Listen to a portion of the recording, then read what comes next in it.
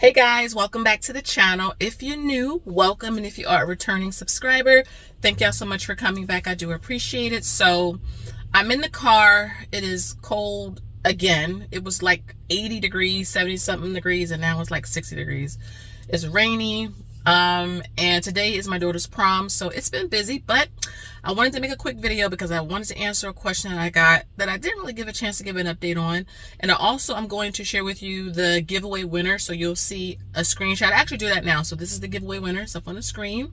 Congratulations. Send me an email. I do verify because there are a lot of scammers, so you would know the verification process once you send me an email. My email is down below, but congratulations to the winner. And thank you to all of you who did enter into that giveaway that I posted in my video last week. You had to answer the question and leave a hashtag. And so thank you so much for all of you. I do appreciate it so much. But yeah, I'm out here. My daughter's prom is tonight. I've been up since 5 something this morning. She's at the hairdresser right now. I got to go into TJ Maxx to get something.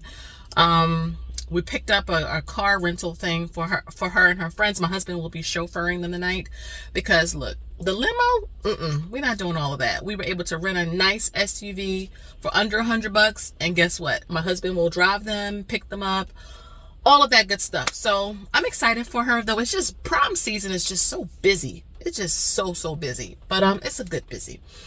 But a question that I did receive was, you know, how I made a video. So I made a video at the beginning of April talking about that, you know, we were taking a $60,000 unrealized loss. So when we pulled up all of our accounts, I think after the President's Liberation Day, the market tanked. I mean, you all were here with me. If you're new to the channel, check out a lot of my previous videos. I'm very open and consistent. Our portfolios all tanked when that happened, and just the threat of the tariffs and all of that. So I had made a video sharing we were down a lot of money among all of our accounts, and though it was stressful, because it was, I'm being honest, and though it was nerve-wracking, the best thing that we could do was remember our strategy.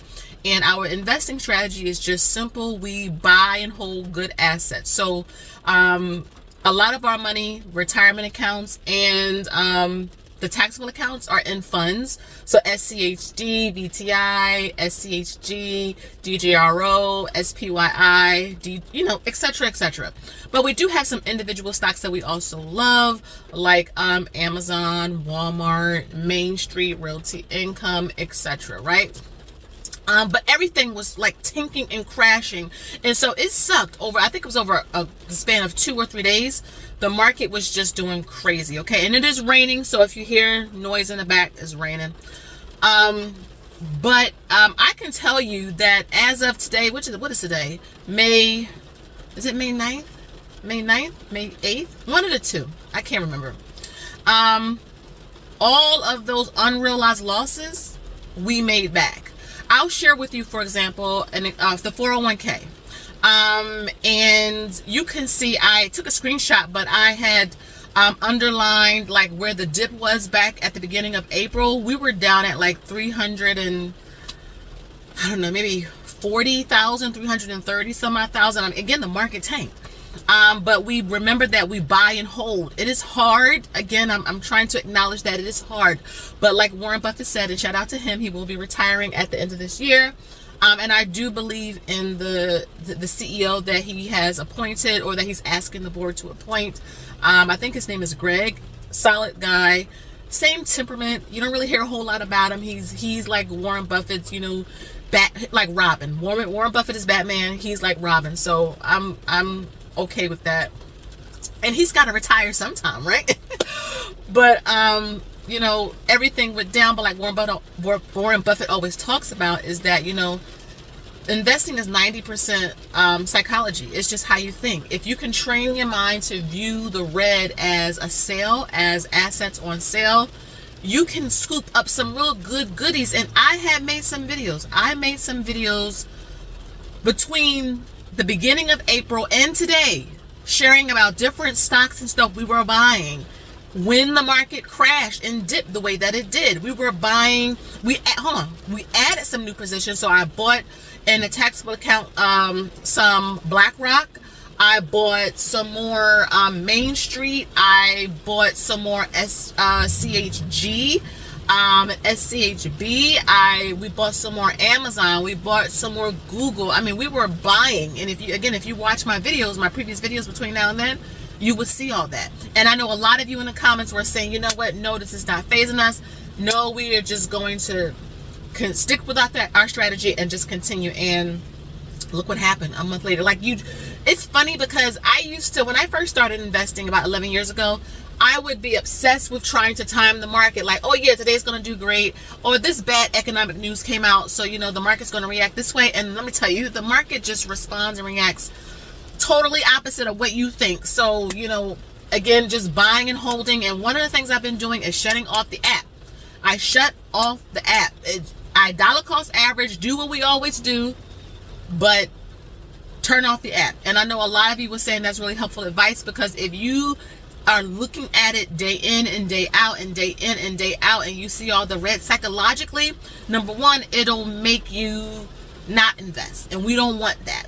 Number two, it'll make you sell, right? If you are selling your shares in Amazon, for example, and because you feel like Amazon is subjected to the tariffs, ask yourself, Amazon customer base, right? They have a strong customer base. Yeah, the tariffs, and prices of things may go up, but the fact is that people will not stop buying off of Amazon. They just will not. I know my daughter's, side note, my daughter's prom dress, we ordered off of Amazon for under $100.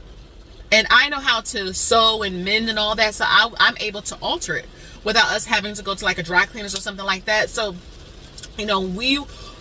just tell you something, good companies that can still thrive in crazy economic environments or high tariffs or whatever, Amazon is a good one. So of course I was like, you know what, that's a good strategy. I'm not going to sell despite what I see. And look, today, all of us should see some type of green in our portfolio. Now the market may dip, and who knows what may happen between now and the end of the year.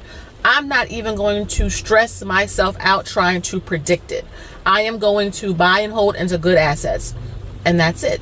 And when the time comes for us to sell, we'll be able to sell for a huge profit, paying little to no capital gains because we bought and hold, and that's it. And so, I'm happy to see that our accounts came back, which is always a good thing, see those accounts come back. And the fact that we were still investing during those dips, we're going to have a better return, a bigger return than what was projected before, because all of those assets that we were buying in the last month and a half were all on sale. Now, year to date, still down a little bit in some of the accounts, but just from Liberation Day to now, I mean, all of those unrealized losses we made back. And so shout out to all of you who have been buying and holding and just ignoring the noise, sticking to your strategy, tracking your progress. I think hundreds and hundreds of you bought that spreadsheet. Remember, I put together a spreadsheet that tracked dividends, and I had the little pictures in it and all that. It's motivating because it's helping you to focus on the goal. That's why I love spreadsheets. It's just helps you to focus on the goal at hand versus trying to or being persuaded to sell your assets and someone else is buying on the dip. Remember, every time you buy a security, someone sells it. And every time you sell a security, someone is buying it. So if you are selling your assets and the market is down, you're selling at a loss and someone else is buying that at a discount. So, just stay focused on the goal.